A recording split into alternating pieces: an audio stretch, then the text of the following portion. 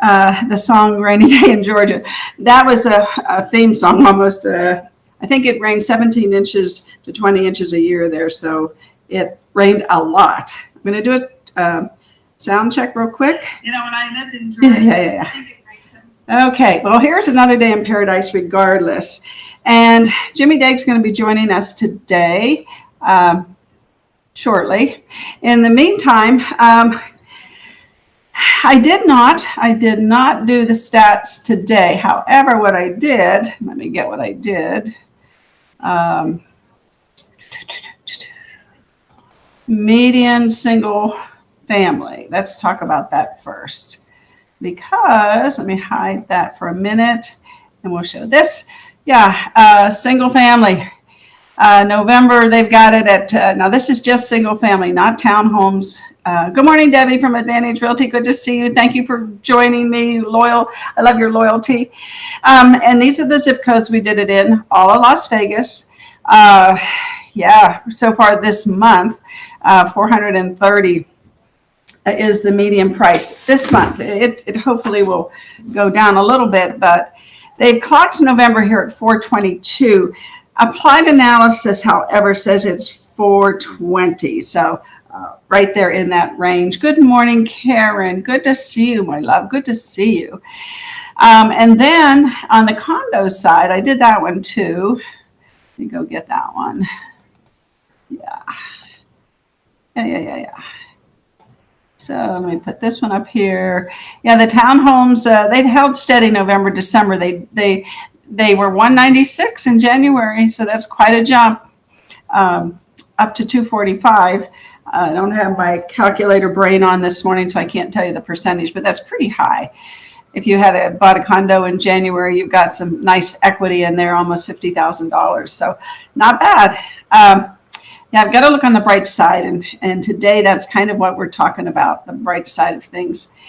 We have sold, we've sold about 435 homes so far. Let's see, and I tell you, I didn't do my spreadsheet today. By 8 equals, we are doing, well, that isn't right. We've done 435 divided by 8.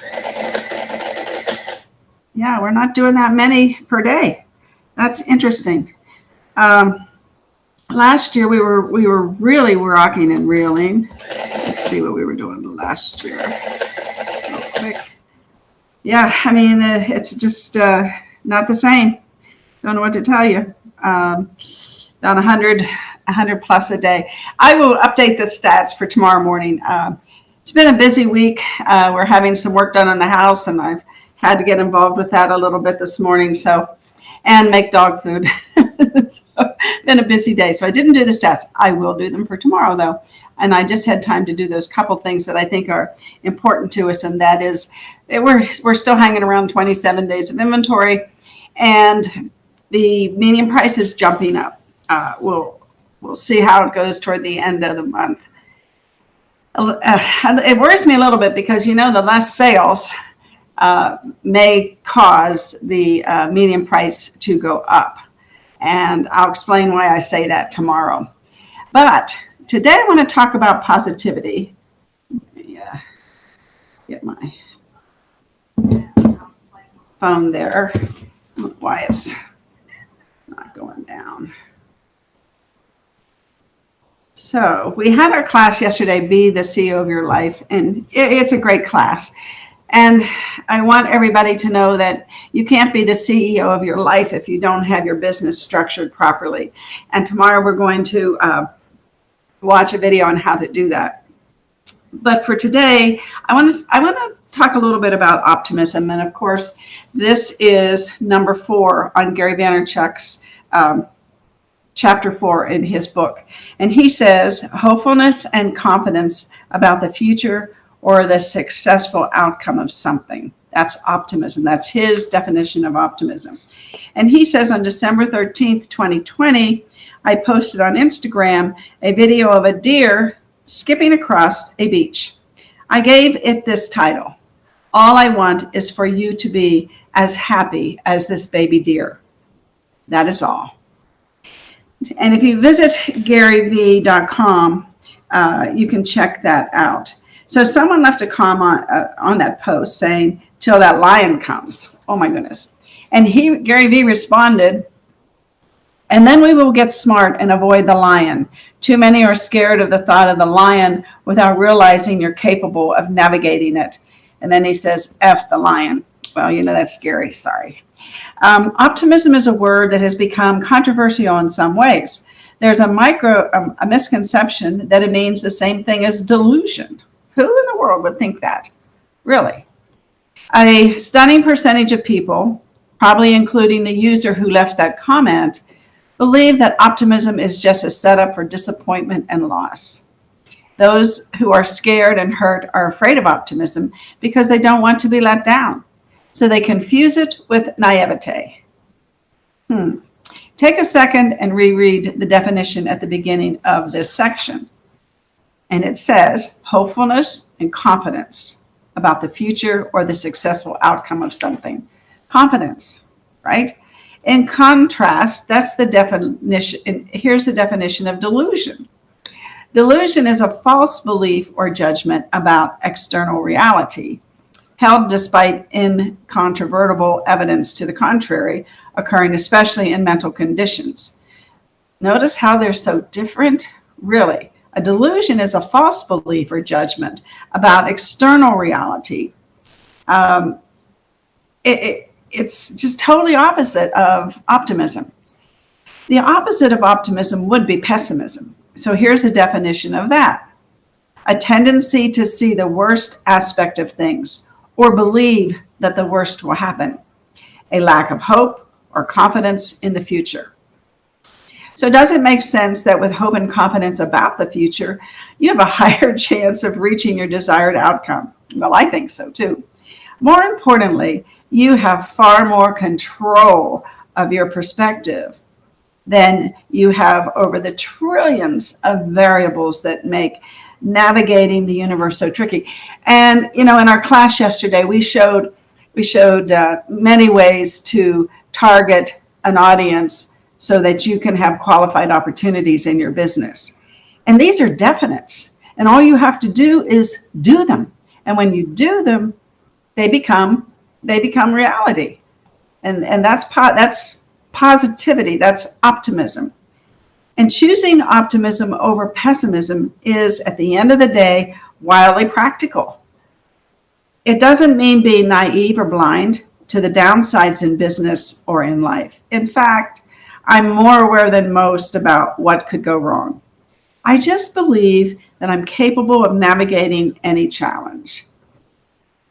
Well, as realtors, I think that we have to believe we can navigate the challenges because we wake up every morning unemployed and we're in control of our own destiny. And if we're not positive about our plans, we might not want to stay in a business where we wake up unemployed. So, for example, if you think you'll be genuinely happy running your own business, I'm not going to lie to you and say it's going to be easy. However, I'm excited that you even have the opportunity to try. And we're also lucky in real estate. Your grandfather couldn't start a company on the side with his smartphone. He didn't have one. Gratitude can fuel optimism. Do you know how lucky you are? All the things that we have in life today give us a pathway to achieve whatever our plans are. That's how I would put it. I know Gary doesn't like the word lucky, and I don't either. Anyway, we're fortunate. Optimism is being thrilled about your next at bat while acknowledging that you're not guaranteed to hit a home run. So yesterday we went over many different strategies that you can do with the actual tactics to make them happen. And here comes Jimmy. Hi, Jimmy. I decided to have a donut, sorry. So we're talking about optimism. And I'm reading from the excerpt from his book, which is really awesome. It's very short, so I only have a couple more minutes. So optimism is being thrilled about your next at bat while acknowledging that you're not guaranteed to hit a home run. And so what I said, Jimmy, to everybody is yesterday we described strategies and tactics, that if executed, their plans and goals can be achieved. And if you're not optimistic that those things are going to work, guess what? They won't. So optimism is being thrilled about your next at bat. So if we gave people yesterday all these tactics and strategies that work, they're guaranteed to work because other people made them work. All you have to do is do them. And that to me is optimism. Gosh, I'm going to do something that other people have done and made it work, and I can do it too. It's easy to believe it when you've seen other people do it. Absolutely. So if this is hard for you, ask yourself what your defense mechanism is when something doesn't go as planned. Do you default to blaming others and getting upset? Do you lack accountability? Do you use ego as a shield? Do you crawl into a shell because you're dwelling on the past and beating yourself up? Is your self-esteem entirely influenced by what other people think of you? Do you take accountability? Do you deploy gratitude to limit dwelling? Do you have the perspective on life as a whole outside of your business career? Are you kind to yourself? All of these things that Gary Vaynerchuk is saying emanate from gratitude, as you've said many times.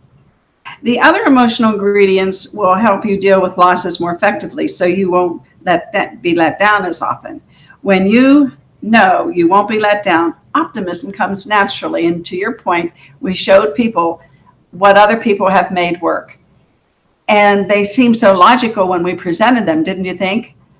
Well, not only did we present them and give them, we gave it to them in writing. They walked away with an outline from the class. If they forget, okay, let me go back to page 12 or page whatever, they walked away with the complete playbook in real estate, and you gave them a whole plethora of strategies. If they just like this one and that one and that one, if they just do those three, they don't have to do all of them. Just pick the 2 or 3 you like the best. Exactly. Rewiring your emotions takes time. Start by surrounding yourself with optimistic people and limit interactions with people who drag you down mentally. Fill your ears with positivity through podcasts and videos, 24/7, 365. And I'm going to play his video now, and I'm not going to read the next 2 pages because I'm going to segue, because I think this is a perfect segue to his video. So hopefully. This is the one you talked about at class the other day? This is the video you talked about at class? Good, great. Yeah, okay. I'm going to solo him so that everybody can hear him, Jimmy, and mute us. Okay? Perfect.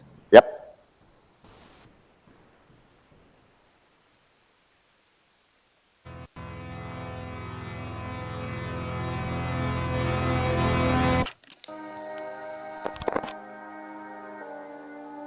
I'm playing the long game, I always have.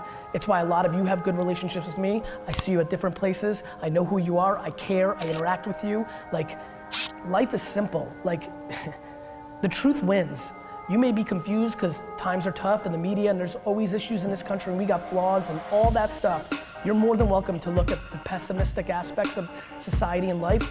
I choose to, in my 80, 90 years, hopefully on earth, to understand that I got to be a human being, which if you want to talk about big data and math, the rarity of actually becoming a person is insane. 400 trillion to 1. I just want everybody to hear this. This is the reason I'm happy 24/7, 365 for the rest of my life. 400 trillion to 1. The odds of becoming a human being. It's the only way I think about it. Like, what the fuck is the matter with people? In the most macro, it's you don't deserve to be here. Like, and I like to use the word deserve because like that makes it like it's ridiculous. Like, it's ridiculous. The whole thing's ridiculous.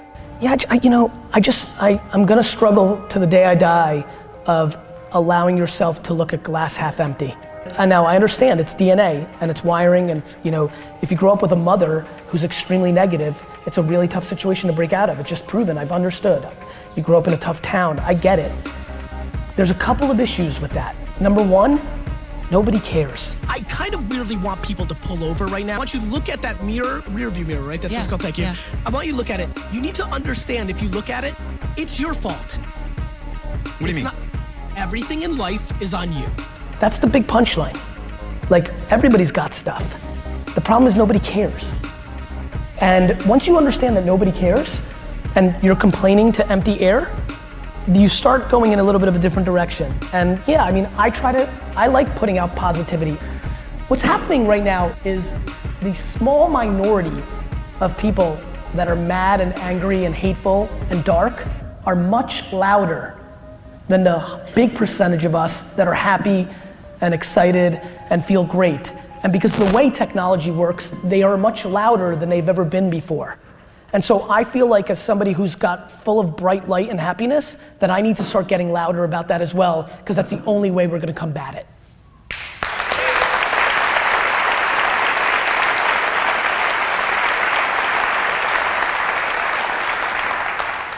And you know what? That right there in real time is what it's all about, because if that's the thing that's gonna get the loudest clap so far from this conversation, that's what we need to be focusing on. I wanna be on the offense of positivity, not dwell, and understand how we got here. There's only so much I can do about being happy and documenting my happy journey. I'm trying to pressure the other people that are happy to talk about it too. I just think we're in a very awkward time. I think it's rubbernecking, and it's just the way it is, right? Like, we pay more attention to the negative than the positive. It's just how I feel about the world. Like, I think human beings are the most underrated thing of all time. When I think about our capabilities to eliminate each other, I'm being serious. I know it's kind of a weird place to go, but like, the fact that we're still here, we are hardwired in a way that allows us to protect each other in a net game. Negativity is a lot easier to sell. That's why it's working. Like, what I do for a living is much harder.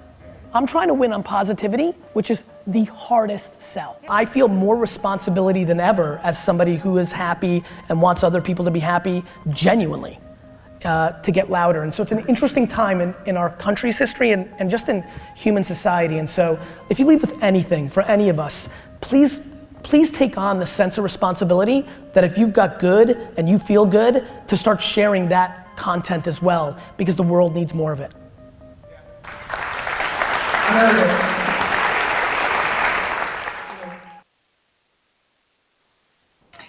That is one of my favorite videos to watch. Yeah, uber powerful. Very powerful, yes. And I will also put the link to it in the group. Jimmy, I think optimism, I look at it like a map. It helps me see my destination. And it's one of the many reasons why I value the journey over the outcome. And optimism makes the journey so much more fun than pessimism. And I'm excited to wake up in the morning and play my game. And I have hope and confidence in achieving my goals. And optimism makes playing the game more enjoyable than even winning it. You know what I'm saying? And he said optimism gives you sustainable energy, whereas all this negative stuff might motivate you. Oh, I'm not doing that anymore. But it's short term, and it's toxic if it's taken as a long-term diet. So optimism it's a requirement for long-term sustainability of your effort and your achievement. Absolutely, yeah. And our viewers today are agreeing with us 100%. I wanted to kind of segue from that message, Jimmy, to what I put up in the group. I have given everybody the spreadsheet to create a personal budget. And turn my phone off. Because we talked about it yesterday, about creating a personal budget. Well, this actually is the roadmap. This is the map. It gives, all you have to do is fill in the blanks, and it will do all the calculations for you. And then what I did is I did the monthly budget for them, the monthly business budget.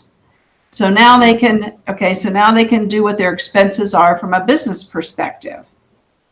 And then I'm going to put the personal down. See where my other one is. I think I did. That's the monthly business. Hold please. Nope, it didn't show up. Is this the, so there it is. Then I did the business profit and loss statement. So they have everything to be the CEO of their life by starting out with the financial management of the three legs of the business.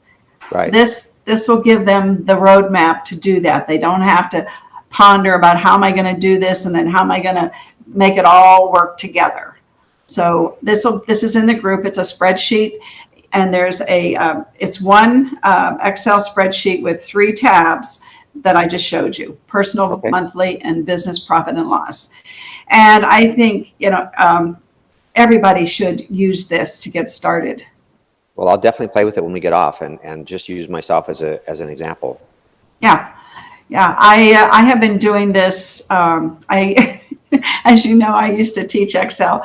As part of my business one of my businesses was called Microtrain, and that's the business that was the first authorized training center for Microsoft in the country. And so I had to learn how to do all these things in order to teach it. So I've been doing this for many, many, many years, even a quarter of a century, if I could tell you that. Oh yeah, I'm not young, but I mean, I get up in the morning or when I go to bed at sometime during the day, I look at my spreadsheets and I make sure I'm on track.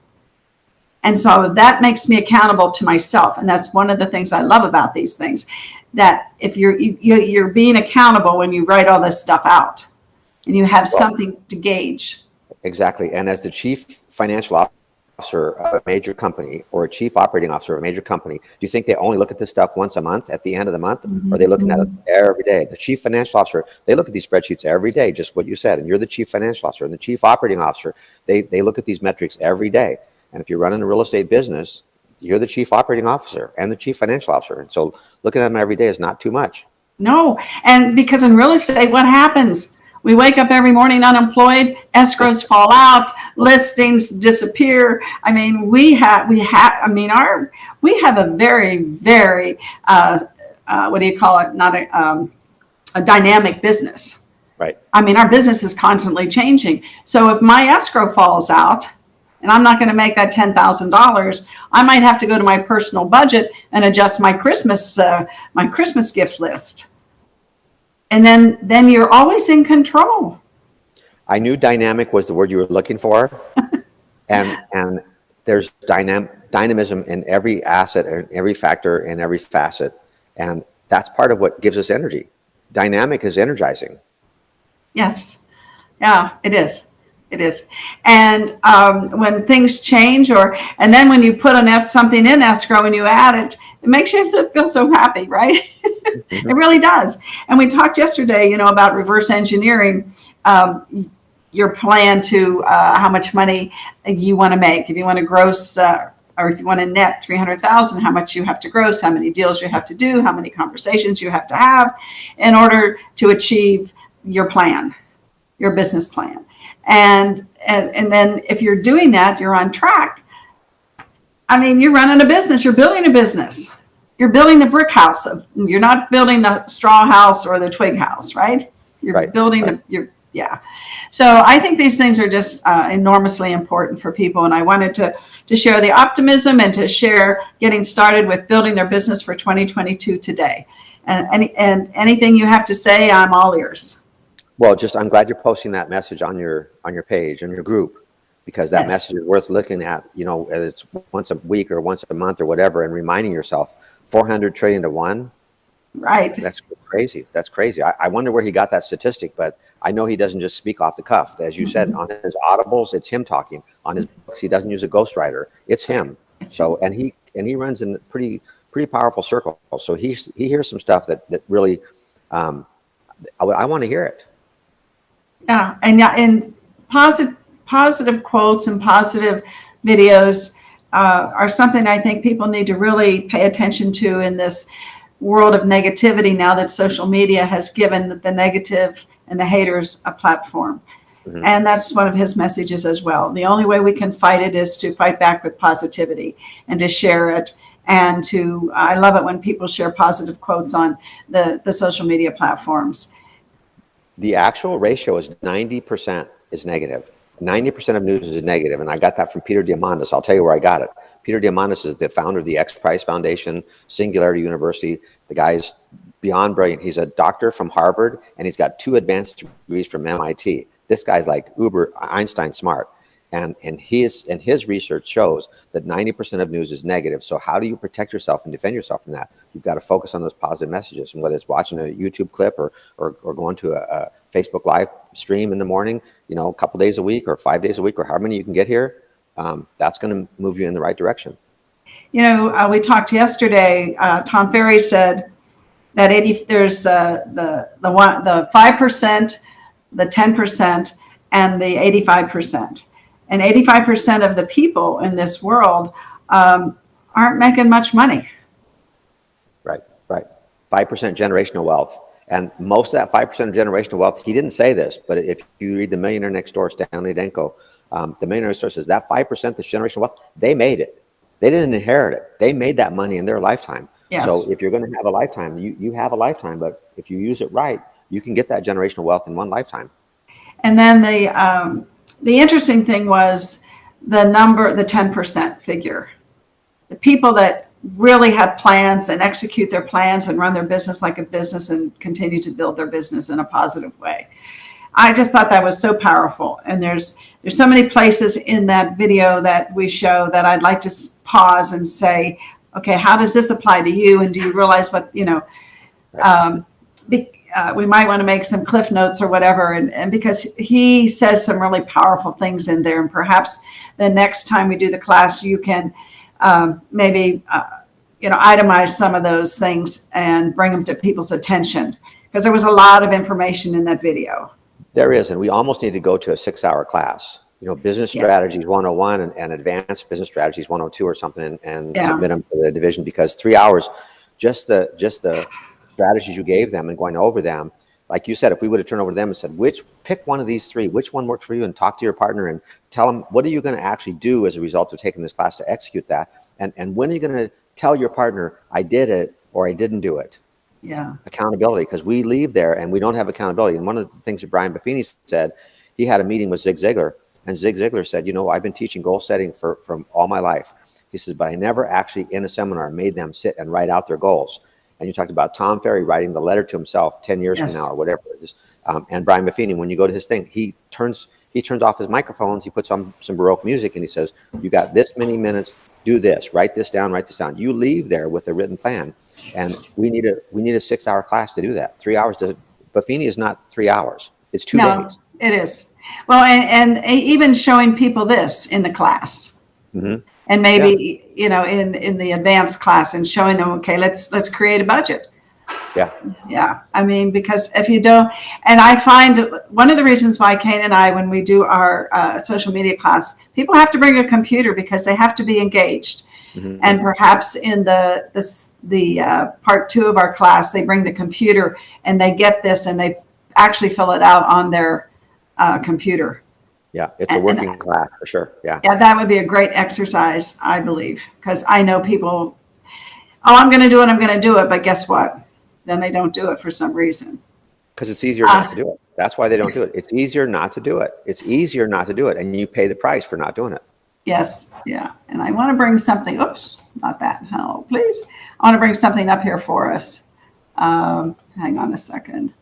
I was saying people are working on our garage. I had to make dog food. I've had quite a morning. I didn't even do the stat sheet this morning, but I want to bring this up because on Monday, and I don't know if you know this. Let me hide these babies.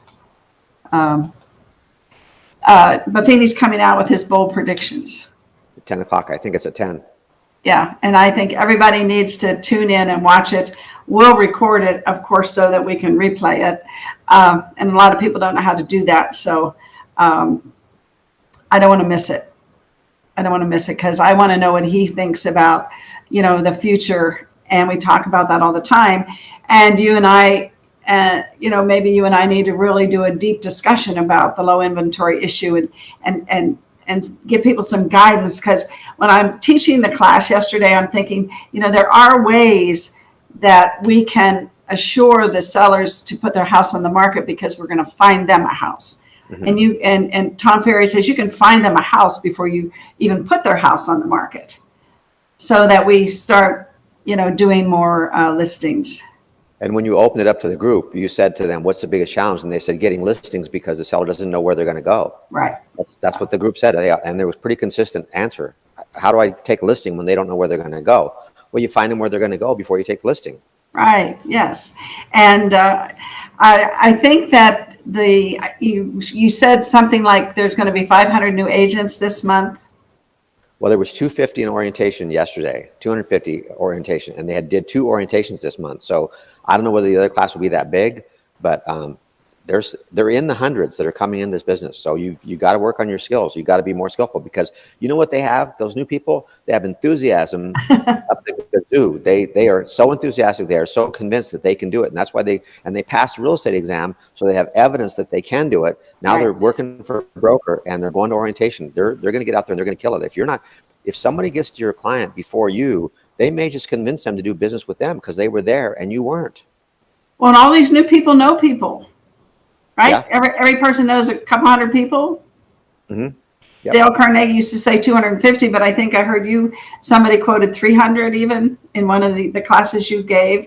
So that the number of people we know is even greater than it used to be. So those people who know people, those people may want to buy or sell a house, and if it's not going to be with us, it's going to be with those new people. So, And part of it, you brings it. And that's why your 5555 thing is so good, because you're bringing it on a daily basis. And if you're not bringing it on a daily basis, somebody else is. yes, and they will. And farming, I can't emphasize farming enough, and the circle prospecting. And over the weekend, I'll get everybody the scripts for the circle prospecting, because I think those scripts are just very, I call them gentle, because they're very soft. You know, you're not really invading anybody with me, I did this, I sold this house, I listed that house. You're talking to them about them. And I like that. Yeah. I like that. Okay, I think that was it for me today. Yes. Yeah. Okay. I keep thinking it's Friday. It does feel like Friday. It does. For me too. Oh, good. It's not just me. What's on your agenda today? I'm working with Clear Title today. They have a class that I'm going to do for them. So Cool. Clear Title brings me in once every 2 months or so. So I'm going to go do that for them.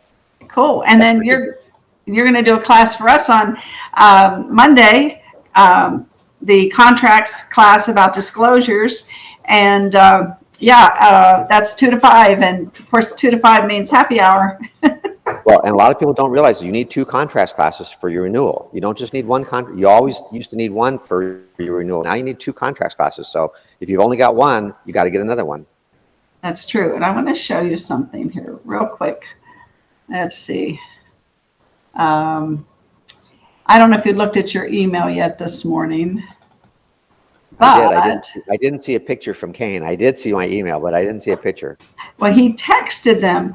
But the problem is, Jimmy, and I love this picture. I used it in the ad for the contracts class. And it says, you need to understand these disclosures. Boy, it looks like I'm getting after somebody, doesn't it? Yeah. So the problem is when he sent the pictures, they're in the iPhone format, which is .heic, and you can't open it, and you'd have a tough time. So I told him, please convert them to JPEGs, and then I'll have him email them to you, because he messaged you them. So you'll have them. Yeah. I played with it today to get them so that a JPEG so I could do my ad. I have one last thing. Has anybody told you yet today that you're the best? No. You're the best. You're the best. Let me go on right now. I'm the first one today. You're the best. I appreciate you. Thank you, Jimmy. And you know that it's a mutual relationship, right? Yes. I think you're the best too. So we make a great team. And I will see everybody tomorrow. Hopefully, I'll be here tomorrow too. Oh, wonderful.